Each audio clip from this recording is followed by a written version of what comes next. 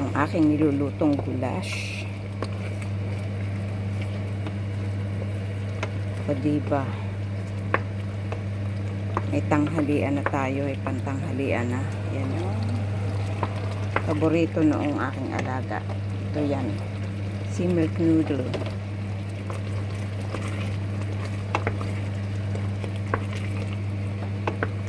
Init. Lapot na niya, diba guys?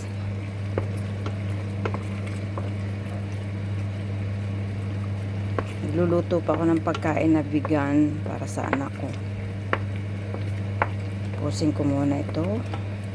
Palalambutin pa natin siya ng 30 minutes. Kaya tinimplahan ko muna siya. Ayan. Takpan natin. Hinaan ang apoy. So, yan na guys. Malapit na siya. Tinimplahan ko na siya. Nilagyan ko na siya ng paprika, pepper, kaunting pampasarap, saka salt. Ngayon, lulutuin pa natin siya ng mga 10 minutes. Pero mahina lang ang apoy. Mahina lang ang apoy. Para maluto pa yung karne, lumambot pa siya. So, takpan natin. Bigyan natin siya ng rest. Yan lang siya. Ayan. So, yan na guys. Oh. Kahit mahina lang yung apoy ko, malakas pa rin. Oh. Mahina lang yan. Number 1. Ano. Pero, oh, kung hindi mo siya haluin, masusunog. Sabi ko, pabayaan ko siya ng mga 10 minutes eh. Hindi pwede, kailangan haluin. Kailangan din lumapot yung sauce. O diba guys, may ulam na tayo. Para sa Eastern. Nagsimba na kami kagabi. Simbang gabi. Sinalubong namin ang pagkabuhay ni Jesus. O diba? Sarap na yan guys. Palalambutin na lang natin ang karne niyan. Kasi halong baka at baboy yan. Karning baka at karning baboy. Kaya pinalambot ko muna siya bago ko siya nilagyan ng mga ricado. Ayan. Diba guys? Ang sarap. Yun, luto na rin. Luluto pa ako ng noodles at saka soup. Yan. So, yummy na, yummy.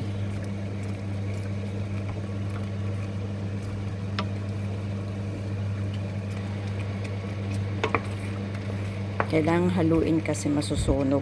Kahit mababa lang yung temperature ng apoy. Mahina lang yung apoy pero malakas pa rin ang dating ng apoy. Malakas ang kuryente dito sa amin.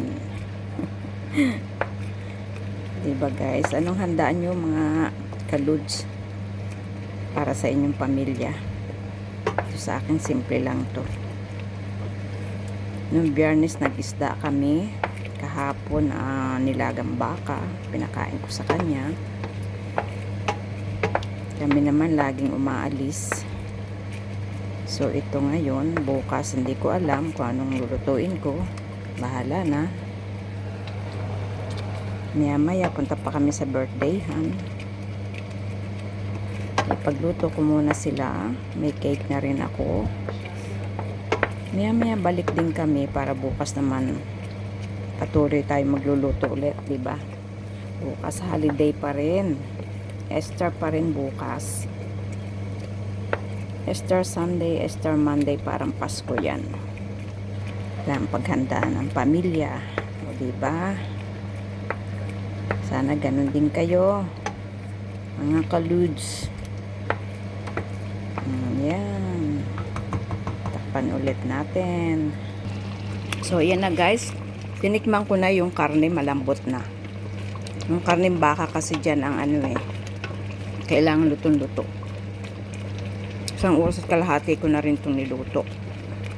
Kaya patayin ko na yung apoy. Pan. Ayan, luto na din yan. So, ako magluluto naman ako niyan. Magigisa ako ng vegan. Ayun, ng mga sibuyas kasi magluto ako ng vegan food. Yan, may ipakita ko sa inyo, guys. Very busy ang pig. Magluto naman tayo ng vegan food.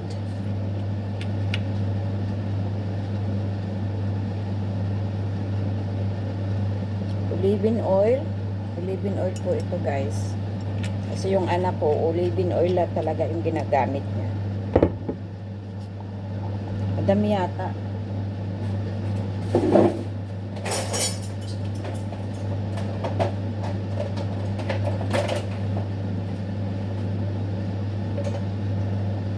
Tapos, mag-isa tayo na yung aking baraso. Yan, o. Mga ginayat ko na yan, guys. Unahin natin ito. Bawang, sibuyas. Yan na yung tomato. Vegan food po ito, guys. Para sa anak ko. Kailangan lagi magbubukod ng luto. Para sa kanya. Yung natira niya, may ako siya halo.